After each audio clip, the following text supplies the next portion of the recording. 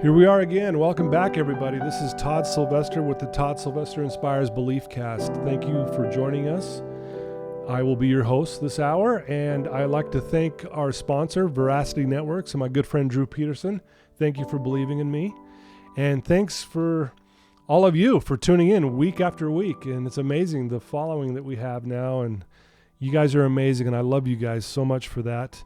And I'm grateful today that you're going to hear an amazing story by a guy named Dell Covington. Dell, thanks for joining us today. You bet, Todd. It's good to be here. Yeah, thank you. And guys, you're going to be blown away by this guy's story. He's had quite the life, and he's been through a lot. He's a recovering drug addict, and he's a guy that loves and is passionate about helping other people and sharing his story. When I first met Dell, he came to Wasatch Recovery and actually shared his story with our clients. And I'm not kidding you, like they were talking about it weeks and weeks after you had shared your story. I mean, just blown away by it. And so, you know, I'm not going to get too much into it because I want our listeners to hear it from you, but I want to thank you for taking time out of your schedule. I know you're busy, but thank you for joining us and being willing to share your story with us today. You bet. It's good to be here. I'm grateful. Great. Well, why don't we start, Dell? Tell us a little bit about where you grew up and about your childhood, and we'll kind of start from there. Okay. Yeah. So I grew up in West Valley here in Utah. Okay. Went to Robert Frost Elementary, Valley Junior High, All right. and then Granger High School. And so I was brought up in a family, didn't have a dad. There wasn't a dad around. Grew up with 5 sisters and a brother. Where do you fall in the pecking order? So let's see. So I'm second to the youngest. Okay. So I have a little sister. Oh, really? Okay. Yeah. So you're one of the youngest, obviously. And Yep. how was that being one of the youngest? You know, it was good because my little sister and I, Tracy, her and I cleaved to each other. We helped each other. We were there for each other. There was a lot of trauma, abuse, and drugs and alcohol in our home. Cops and ambulances were there quite a bit. And so Tracy and I really protected each other from, sad to say, from the other siblings or the chaos within the home. Okay. Now, you mentioned that you didn't have a dad growing up, so to speak. Do you mind sharing, like, what happened there? Yeah, so, well, I guess I can't necessarily say I didn't have a dad. I had a stepdad. He passed away when I was in 4th grade. Okay. And my mom married him when I was maybe 3 or 4. Okay. So I don't really have too much of a memory of him. Just there was a lot of abuse that went on in the home from him. Okay. So I vaguely remember some of that stuff as a little child. But yeah, no father figure really to speak of at all. Yeah. I would imagine that had to have been pretty tough, especially being, you know, one of the younger kids. I mean, you know, I've heard this before where the younger kids, they don't feel safe, and especially, you know, like you're saying, there was ambulances and things and trauma and stuff and abuse going on in the home. I mean, I can't even imagine what that was like as a young kid. Yeah, you know, Todd, I was a very, very depressed little boy, very sad, very secluded within my own mind. I can remember it was Valentine's Day this particular year, right before my stepdad passed away up at St. Mark's Hospital. And I remember one of the kids at school, this was way back when, as elementary kids, we would make a Valentine's box and take it to school and get little treats from other kids. And in that box, I had a box of hearts. It had a heart shape on the box, and then there were candy hearts inside it. Uh-huh. I remember this particular time I was so depressed and sad as a little boy that I grabbed that box and I protected that box because it brought me somewhat of happiness and hope and security that I don't think I opened it and took even one candy out for months. Wow. Because to that little boy, that little box of hearts candy that was given to me by somebody that I thought really liked me meant so much to me that I didn't want it to end. Really? Yeah. And how old were you about this time? I was probably, I was in 4th grade, probably the beginning of 4th grade. Wow. Yeah, right before my father-in-law, my stepdad passed away. Stepdad passed away. Wow. So talk about that after he had passed away. How did you handle that? How did the family, seem to deal with those things? Or, I mean, was there a sense of maybe relief that maybe some of this abuse and stuff wouldn't continue? Or, I mean, I don't know. I'm just curious on what was going on at that time in your mind. Yeah, so that's a super good question. So there was a lot of abuse to my family brought on by my stepdad. Months before he passed away, he was in a hospital bed in our home. So as that little boy, I got to see him in a hospital bed with oxygen being given to him. And my older brother was an older teenager. He would get drunk, and he would and I would witness this. He would get drunk, and he would use heroin and cocaine. And then I vividly remember my older brother jumping on top of my stepdad's hospital bed and beating the crap out of him. Really? While my stepdad was just useless and couldn't defend himself. And looking back on it now, I know why, because my older brother witnessed and knew the abuse that this man was causing the family. And so, to your question, when my stepdad ended up passing away, it was really hard for anyone in the home to be remorseful, to miss him because of what was going on in the home. And so nothing really got better. It just, he was gone. Yeah. And then there was just more drugs and alcohol and chaos going on. So much did change. Just the abuse from him to others in the home stopped. Were you pretty close to your mom at this time, or how was your relationship with her? You know, my mom also had an addiction problem to pain pills. Okay. And I knew that as a little boy. I witnessed my mom either purposely or accidentally overdose. Okay. There were ambulances brought to our house many times on my mom's behalf to save her life. And so she really, really tried to be a good mother. She had a lot of faults. She didn't know better in a lot of ways. But the relationship with my mom and I was I knew that she loved me, and I knew she wanted the best for me, but just didn't know really how to instill that bestness in us kids. Yeah. Gotcha. Well, you know, and we could really get into a lot of that, but I want to jump ahead just a little bit, and we'll probably come back and refer to these things. But I know you got to a certain point in your life where you got caught up in your own addiction. Why don't you share with our listeners, just, you know, walk us through that and kind of share your story around that, because I'm excited for them to hear how you've overcome these things. And I know that you're a very spiritual person. You're a very faithful person. You're a member of the Church of Jesus Christ of Latter-day Saints, correct? Yes. And I know you take that very serious, and you're very passionate about that. So I want to hear that portion as well, but maybe just kind of walk us through your story. Okay, great. Yeah. Thank you, Todd. Yeah. So let's see. So this particular time that I'm going to share, I was probably moving ahead a few years from when my stepdad passed away. I was probably 7 or 8 at this time. And now I'm being severely bullied at school. Needed to wear my older sister's clothes to school. Really? Yeah, and just the abuse from school, the bullying at school, and entangled with the chaos that I was witnessing and going through in my own home. That little boy just needed a sanctuary, needed somewhere to go. And so I remember vividly this one day, I'm leaving the front door to go to school, and I get about 2 or 3 houses down from my house. Mm-hmm. And I decided that I wasn't going to subject myself to any more of this bullying at school. So I jumped the fence of 2 or 3 houses down from me, went into their backyard, and then made my way back to my backyard through jumping these fences. Right. And I ended up hiding out in my shed that whole day from school, just in the back of our house. Yeah. We had an old shed. And so I stayed in that shed the whole day, and then realized that, hey, nobody much cares for me. Nobody much asks where I'm at. I could just do this every day and be out of my home and be out of school from being bullied. And so I did that for a while.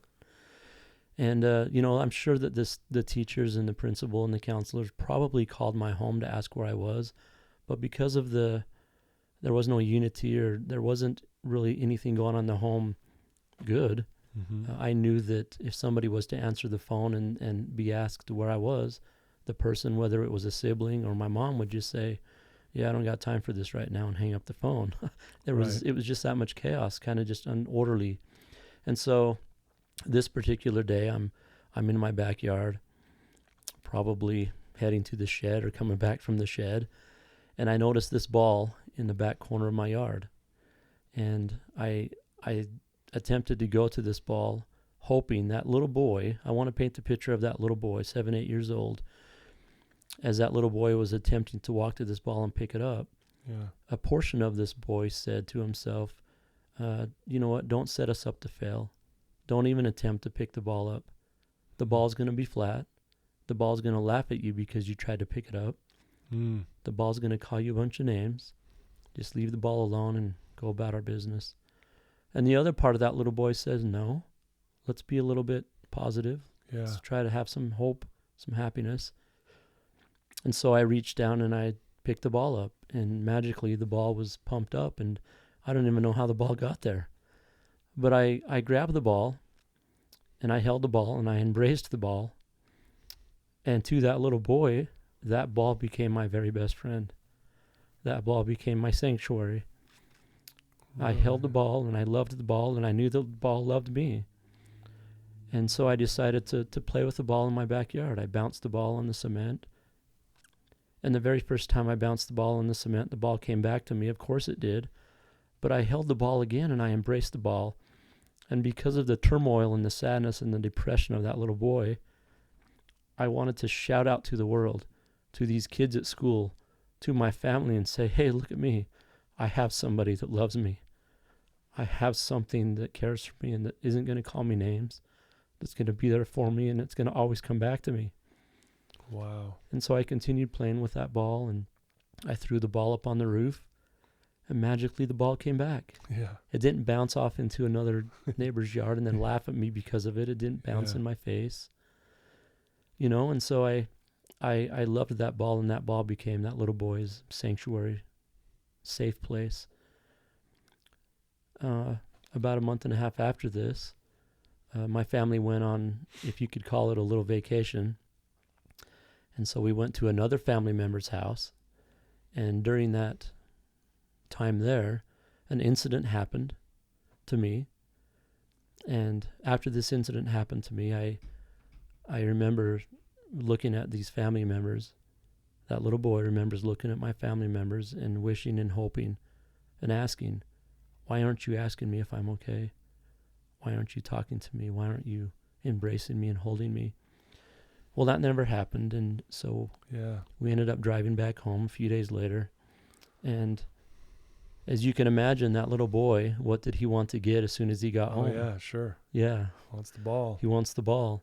Yeah. And so from this point on, it goes into my heart and in my mind how this happened to the little boy from this point on. So as we got home, I ran to the backyard, and I got my best friend. I got the ball. And the very moment that I grabbed the ball, in my heart and in my mind, in that little boy's heart and mind, the ball said to him and spoke to him and said, I can no longer be here for you. I'm broken. I'm flat. And there's nothing that I have to give you anymore. You are utterly on your own. And looking back as an adult and going through my recovery and partaking of the atonement, I know now why that happened. Now, of course, the ball wasn't flat and the ball didn't speak to me. But in that little boy's heart and in his mind, he desperately needed to be validated and told things are going to be okay. Well, that never happened. And so at that moment, I turned around and I looked at this home, this building, and realized that I'm going to just have to join them. I'm going to have to join the chaos because all of my avenues have failed.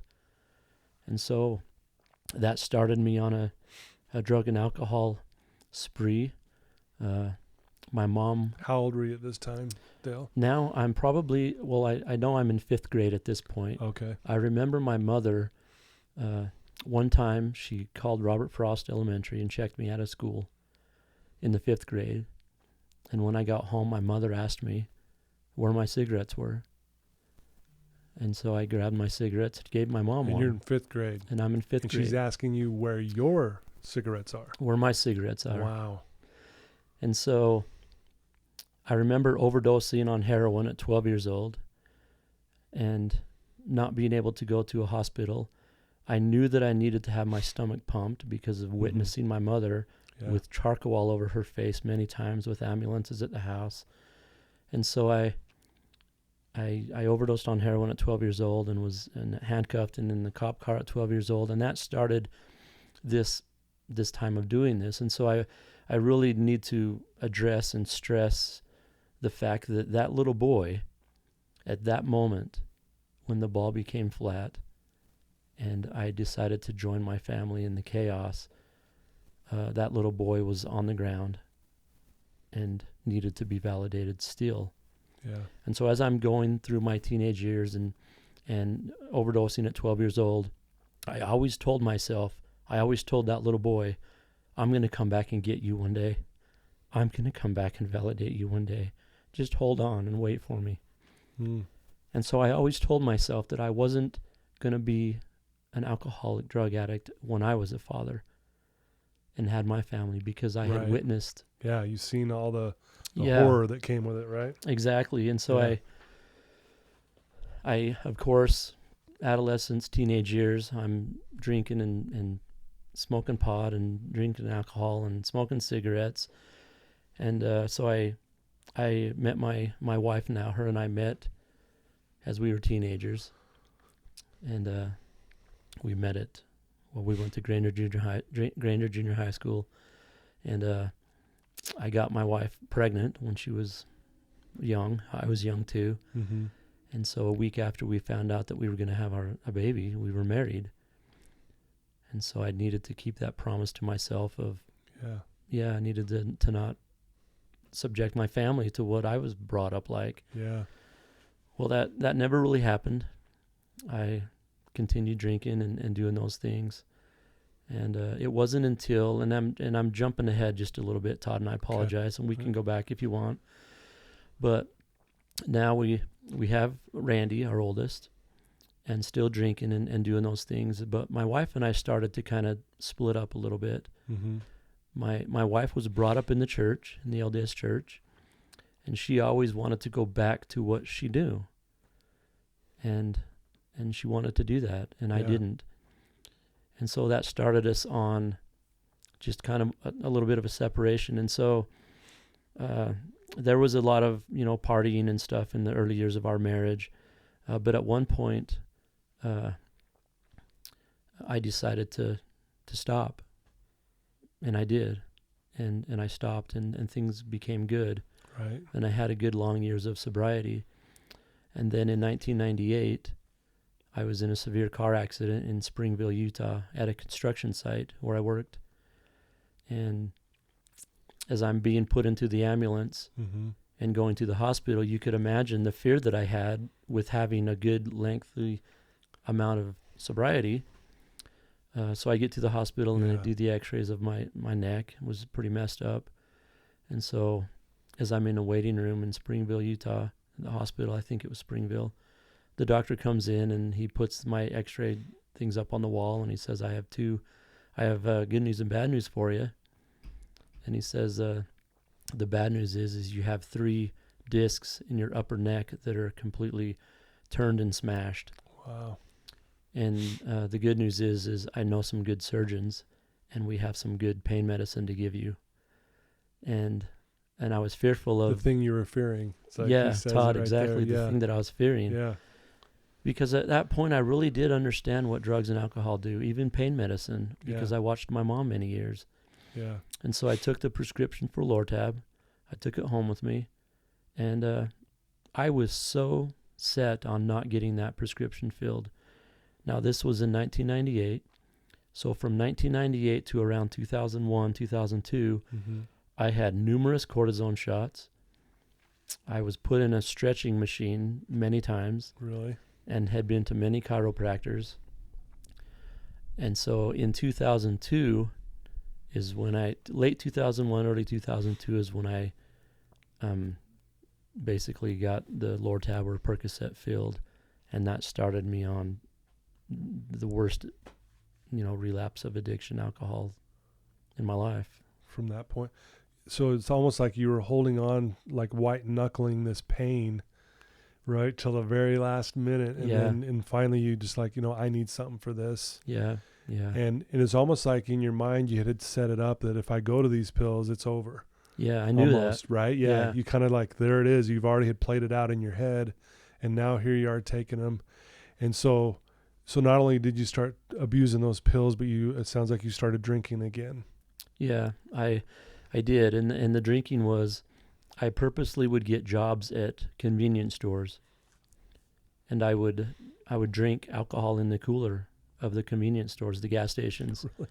when I didn't have the Lord Tab or Percocet or whatever it was. Right. And so I purposely did that, and yeah, so alcohol got introduced again into this. And at this time, I had my wife, of course, my high school sweetheart. We had 4 kids. I was working at Hill Air Force Base, where I'm at now, and my marriage was going down, and yeah, so that it was 2006 June Mm-hmm. when I went into a rehab center from that very awful addiction that I caused myself and my family and, Right. and all that. Wow. So what made you decide to check into rehab or a treatment center? Was there an ultimatum that was presented to you, or were you in your mind like, okay, I need some serious help here and I'm going to do something about it? Or Yeah, so no, to answer that question, I didn't get to any conclusion that I wanted to stop using and it needed to stop. I didn't. right. I was the furthest from that at this point. okay. But I think what did it was my mother passed away the last day in February 2006. 9 days later, my wife's mother passed away. And then 2 weeks after that is when my wife and my 4 kids found me in my wife's lap, overdosed and clinically dead for 7 minutes. Really? And my wife threw me on the ground and proceeded to give me CPR while talking to the ambulance on the phone. I had a near-death experience when that happened. Yeah, I was going to ask you that. I'm always a little nervous to ask someone that because I know it's kind of it's a touchy situation, and it can even be a sacred situation, and I don't want to, have you say anything you don't want to, but I'd love to hear about that if you're all right with it. Yeah, Todd, that'd be great. I appreciate you asking. I really feel that as I tell my story, the Lord would have me share that portion of it because it's profound. Okay. And so as I'm on the floor and my wife is giving me CPR and pumping on my chest and having the phone up to her ear and her shoulder as she's getting instructions from the dispatch, I could vaguely hear my kids running throughout the house. And at this time, our oldest kid was 16 and our youngest was 4 when I overdosed and they found me. And so I could vaguely hear the chaos and my kids screaming and crying and running around.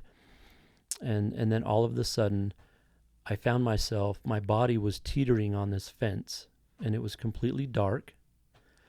But I was teetering on this fence, and I felt this fence, the thickness of it was probably 6 inches. Okay. I felt it from the back of my neck all the way down the back of my back, and then my feet were crossed, and I was up on top of this fence. And I didn't have control over moving my head or my body. I could just move my eyes. I knew that I was in an overdosed situation from overdosing from drugs. Okay. And I could vaguely hear these cries from hundreds of millions of people on the right side of me. Really? And it's still dark. And with being able to not move my neck, only my eyes, I turned my eyes over to see where this sound was coming from the right. Yeah. And as I did this, off in the distance, and when I say distance, it seemed like it was millions of miles away, but I could see these concords of angels walking, floating, coming in my direction. And as they were doing this, every one of them, their arms were out, and they were saying, no, it's not your time, it's not your time, stay where you're at, it's not your time, you've got a mission to accomplish, you've got people to talk to and things to do. Can I ask you, when you said it was dark, but when you turned to look and you saw those angels that you're speaking of, was it now light or was it still dark? It was still dark, but Okay. they were the light. They were the light. Gotcha. Yeah, they were light. Okay. They're And you know, and I don't want to be cliche, but they were wearing the typical white gowns that we hear Yeah. the angels wearing, and I'm telling you, they had white flowy gowns, no wings, but white flowy gowns, millions of them. And as they got closer to me, I felt the love, individual love from each one of these individuals, these angels. And they were beckoning me and they were pleading with me to stay with their arms out. Stay. It's not your time. Stay. Wow. And they're getting closer. And I start to feel myself falling off the fence. And I know that this means death. This means that I'm dying from this overdose. And as I felt this, the physical feeling of the tension and the pressure of this fence leaving portions of my body and moving because I'm now falling off and different, I noticed these angels started to look up behind them. So now they take all of their attention and they're looking up behind them now, up into the sky behind them. And they now are saying and speaking to this entity. And they're saying, please don't take him. Let him stay. He's got a mission to accomplish. Wow. Please don't take him. And as they get closer and this entity gets closer, and when I say entity, I didn't quite know what it was, but of course, you know, I did. Right. So all of them and this entity gets closer. And now I recognize it as God. And now all of these millions of angels are pleading with God on my behalf. And they're saying, and they're pleading and saying, please don't take him. It's not his time. He's going to get through this. He's going to help hundreds of thousands of people. Please let him stay. And now I know this is God. And now he comes over to me. And now he pleads with me. Will you stop treating my children like this? Will you stop doing these things to yourself? You're my son. I'm going to give you an opportunity to take these bad choices and turn them around for better. You're going to go back, but you need to know and understand that this is not a dream. This is a revelation. And the next thing I know, I hear this, and I felt this, what sounded like a huge wash of water and wind hit me all at once. And I instantly wake up to this paramedic with this syringe giving me Narcan, giving me a shot.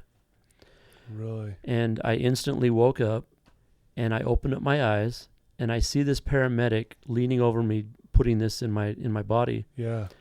And the power of addiction, and I want to share this and really emphasize this. Yeah. The power of Dale's addiction was such that I wanted to scream out to this man that I knew was saving my life. I knew I had just overdosed. I could hear my family running and screaming around the house. And all I wanted to do was shout at this man and say, leave me alone. I don't need you. I don't want you. Get out of my house.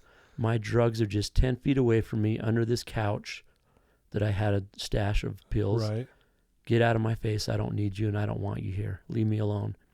Knowing that he just saved my life and all of what just happened. Yeah. And so I ended up going to the hospital for 2.5 days, 3 days. Why do you think you said that or felt that way about this guy? The power of addiction, just the arrogance, the pridefulness, just knowing that I know where they're at and I'm going to get back to them. Yeah, exactly. Even after that experience. Okay, I got you. Wow. So, but they end up still taking you, obviously, and you go to the hospital for a few days. So, pick up from there. Went to the hospital for a few days, and they did numerous tests. You know, they told me at the hospital, they said we speculate you were dead for about 7 minutes. And so they, being in the hospital for 2.5, 3 days, my family comes to get me, and we drive home. We're driving home, and my family stops at KFC. I believe it was KFC to buy a meal. Right. And I had the nerve to tell my family when we got home, why don't you go up and set the table, and I just want to be down in the family room where I almost died. And just let me stay down here for a little bit. And so they did. Well, down in my family room, you can see up into the kitchen and see the feet and the legs of the people up in the kitchen from way down in the family room. Okay. Just the way that the hallway is. Yeah. Angled and stuff. Yeah. And so as they were up there, and I had the nerve to do this. And again, I share this because it's the power of addiction. I proceeded to get the couch, put my hand under the couch and get the very same pills that just about ended my life. And I took some of them, chewed them up, swallowed them, waited a few minutes, and then went up into the kitchen and told my family, I'm sorry for what I've done. I won't do this again. Things will be okay. Things will get better. Let's just move on. Knowing. I mean, isn't that ironic? That's just... Yeah. And so... Well, I have a question, though, Dale, if you don't mind. So, were you still, though, contemplating the experience you had, though, when you had died? You know, I mean, was that ever like, were you wrestling with that in your mind? Like, was that real? Was it not real? You know, was that message authentic? Was it not? I mean, I'm just curious, like, was that crossing your mind at all as well? You know, it did vaguely every once in a while, but I think the issue was, or the problem was, is I've always been told, and I've always knew, that when God says in the scriptures, I will not be mocked, the Father will not be mocked. I had been mocking him by carrying a valid temple recommend for these years, going to the temple, professing to my wife and my kids and anybody else that would listen to me. And I truly feel that when I had that revelation, that near-death experience, when God told me what he told me, and then I came back and I continued doing what I was doing, that's God's way of saying, you've made your choice. I will not be mocked. You've mocked me during your addiction, and there has to be a point when my leniency is done because you've made your choice. Yeah. And so it crossed my mind, but I think I had become so far from the being able to be, you know, it was just a vague thing that I didn't really take to heart until eventually, you know, my mother passing away, and then my wife's mom passing away 9 days later, and then me overdosing and almost dying. And then 2 weeks after that, my wife finding more pills in my pocket. It was at that point that she gave me the ultimatum and said, you know, either go into a rehab center or go pack your bags and live with whoever addict you feel that you want to. And so at that point is when I went to a rehab center, June 9th, 2006. Okay. So that's when you went into rehab at that point. Gotcha. Wow, that's amazing. So you go up to the dinner table and you apologize to the family, right? Were you apologizing for the previous experience or apologizing that you just took more pills? Definitely not that. Okay. I was apologizing for... Okay. Yep, and that's a good point to I was just clarifying that. Yep. I was apologizing for them knowing that I had just overdosed by my own accord, and that's what I was apologizing for, just trying to pacify my family as addicts do sometimes. Yeah. And how many kids do you have at this point? 4. 4 kids. Okay. Yeah. Yeah. Wow. That is an unbelievable part of your story. And I know there's more, but so, you know, I know you're coming up. I think it was like this past June 6th. You've been 15. It's been 15 years since you've been in the treatment center, correct? This coming June 9th will be 15. Oh, okay. I'm way off. I didn't read that correctly. That's my fault. No, that's fine. But yeah, so 15 years. Wow, that's amazing. So, I would like to know what happened, like when you finally, I've got to really change my life and start doing what, as you would probably say, what God would want you to do. Yeah. Okay. So I go into the rehab center June 9th. Yeah. I had attempted to still try to pacify my wife and tell her I don't got a problem. Right. I'll go with you to the rehab center. I'll do whatever you need me to do, knowing that I could fool her and fool the people at the rehab center, and I'd spend maybe an hour and a half there, and then I'd be let go with my wife and continue doing what I was doing. Yeah. And so we went to the rehab center, and they talked to me. They did their assessment, and my cover was blown, you know. Yeah. The addict in me at the time said, "Hey, dummy, shut your mouth and quit talking." you're given, you're talking too much. Just shut your mouth and wave up the white flag and do whatever they want you to because our cover's blown.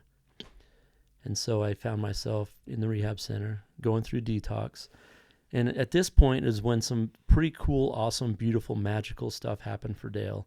Mm-hmm. So I'm in this little room being detoxed for 3 days.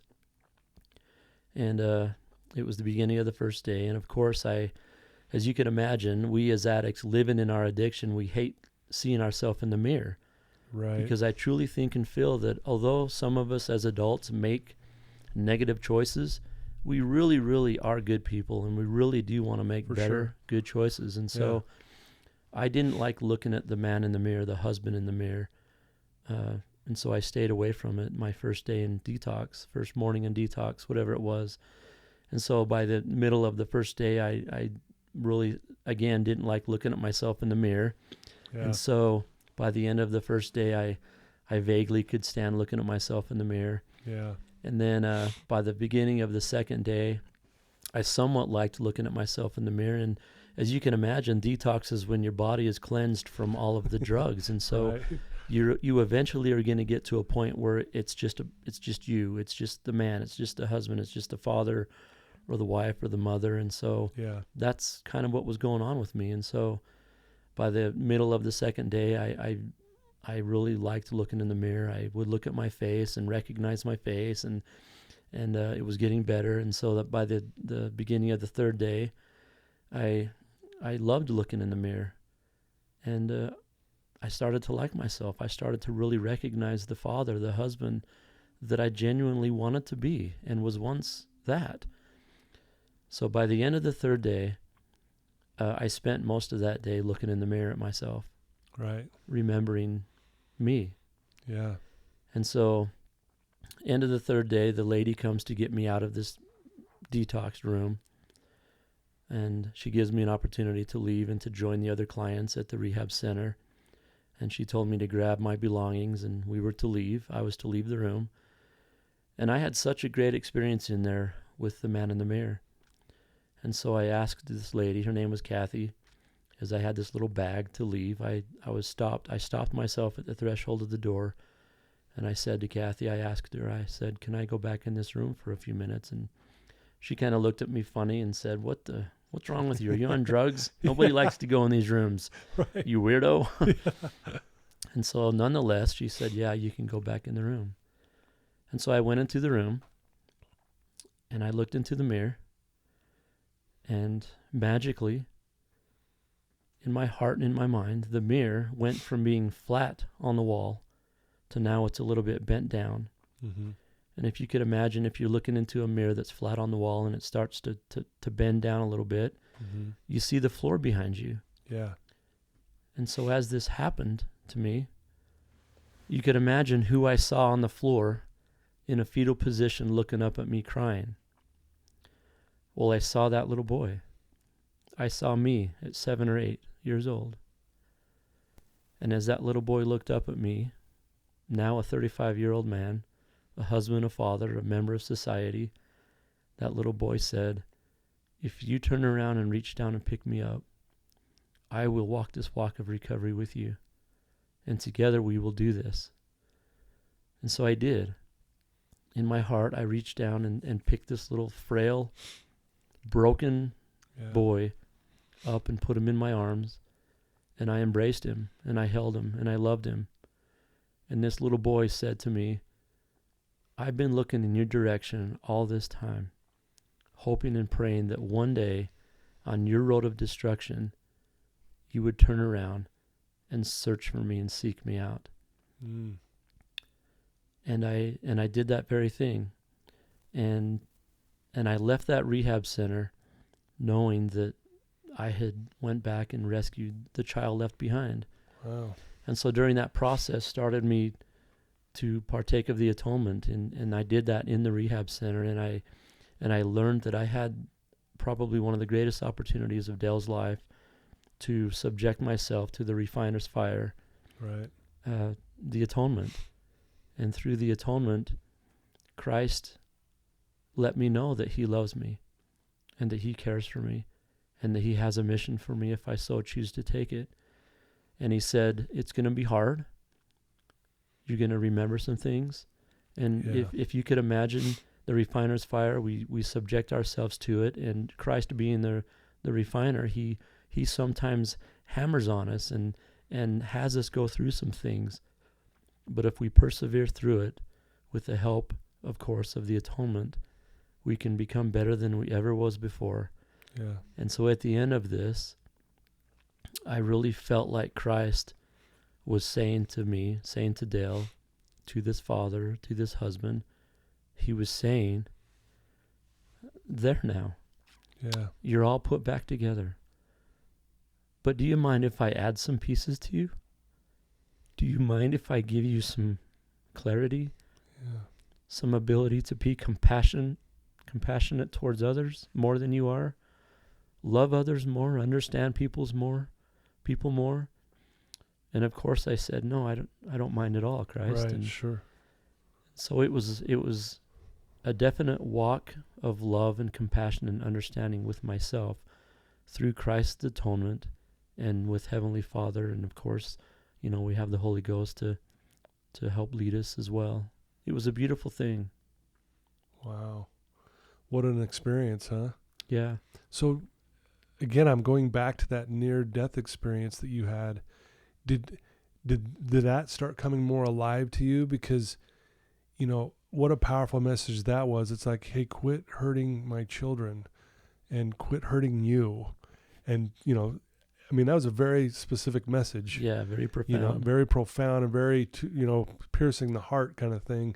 Did that message start to come alive to you again, or just curious on how that all tied in together, or if it did? Yeah, no, that's good, Todd. Thank you. So it most definitely did. And as I started to make better choices and understand that, I had made these negative choices for myself and my family and others, and started to understand and really know that Christ is there and the atonement is there, I started to remember more vividly the revelation and the words, specific words, right, from all of these angels pleading with me to stay. And the one thing that I've never understood is in that revelation, the angels were looking at me and saying and pleading with me, and then they turned and pleaded with the Father. Yeah. And so now I know that what they were doing, or what that message was given to me, was that it was my agency.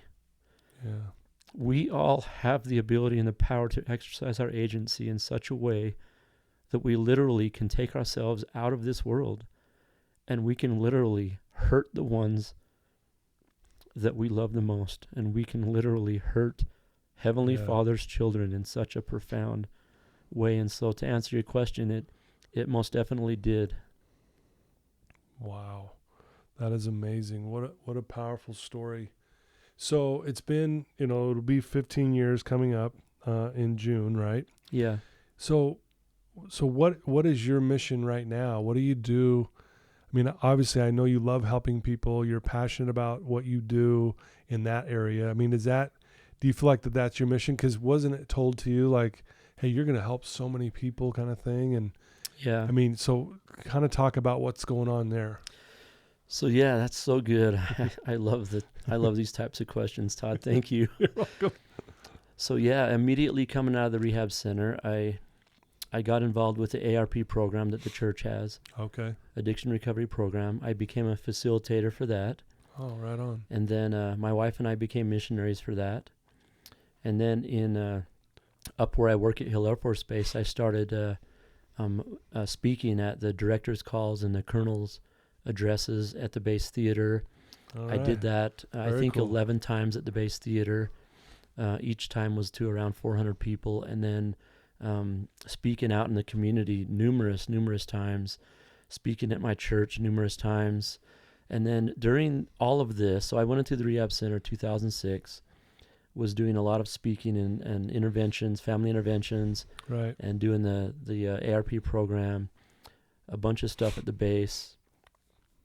I always had this intuition or this feeling that there was great things coming that I could not even fathom with where the Lord would have me go. right. And so in 2012, I was called to be first counselor in the elders quorum presidency in my ward. Okay. And when that call was given to me, extended to me, I really thought and said kind of out loud in my heart to God, I'm not sure what you're doing here, but did you forget I'm a recovering drug addict, alcoholic, and you're putting me in the elders quorum presidency as a first counselor? I don't know if my ward's going to Yeah. go for this. Did you also forget that a few of my ward members saw me being handcuffed on the side of the road and taken to jail for a DUI? And did you also forget a lot of these ward Right. members saw me overdose at my house and saw the ambulances and all Yeah. this? And so nonetheless, I served in that calling for a few years, and it was very successful. And you know, in early 2016, I felt that there was another calling coming, and I knew specifically what the calling was going to be. And I pleaded with the Lord and said, no, I'm not the guy for this. And did you forget all these other things that I tried to remind you of in 2012? Now it's 2016. But so the stake presidency called and asked my wife and I to go meet with them. And they called me to be second counselor in our new bishopric in our ward. And I told the stake presidency, I said, I know you guys have been in a long while. Do you know which Dale you got, right? And they're like, yeah, we do. And you're going to do great. And so when my wife and I got home that night, I told my wife I needed to go for a walk because that following Sunday they were going to call me to that calling in church. And so I went for a walk, like a 2-hour walk. Mm-hmm. And I pleaded and I asked why. And I reminded, do you know Christ and Heavenly Father that I'm a drug addict, alcoholic? There's no way that they're going to accept me in this calling. And during that walk, I really, really felt Christ walk up beside me, put his hand on my shoulder, and say, please don't forget the walk that we've all walked together. Mm. Wow. You're going to do great. And it ended up being a beautiful thing. And so I served in that calling for 3.5 years and was recently released from that to be the ward missionary leader. Oh, wow. Perfect. Yeah. Wow. Yeah. So I hope I didn't go off on a tangent, Todd. No, it's beautiful. No, I asked the question. I wanted to know. Well, your story is amazing, Dale. And, you know, you just have such a quiet, safe countenance and spirit about yourself. And I mean, just sitting here with you, it just feels so peaceful. You got such a calming voice. I don't know if anyone's ever told you that, but No, thank you. But you really do. You just have, and I would imagine that's why you're doing so good at what you're doing and helping other people, especially those who have an addiction issue as well, but they probably feel really safe around you. Yeah, I hope so. Yeah. I think so. I think so too. And not just because they know you know what they're going through, but just, again, you come across as this really safe individual. It's awesome. Thank you. Yeah. You know, I want to ask you this question. This is, I'm just curious. You know, I'm sure there could be someone listening to your story right now who's struggling, who's in a dark spot in their life, you know, and, you know, they may not even be religious or whatever. They're just having a rough time. What's some advice that maybe you could give them right now that would help them in this moment? So that's a super good question. I was once that person that you just explained. Yeah. And so I know that every single person or majority of everybody has somewhat of a higher power. Mine happens to be God, Heavenly Father, Jesus Christ, the Holy Ghost, whatever it may be.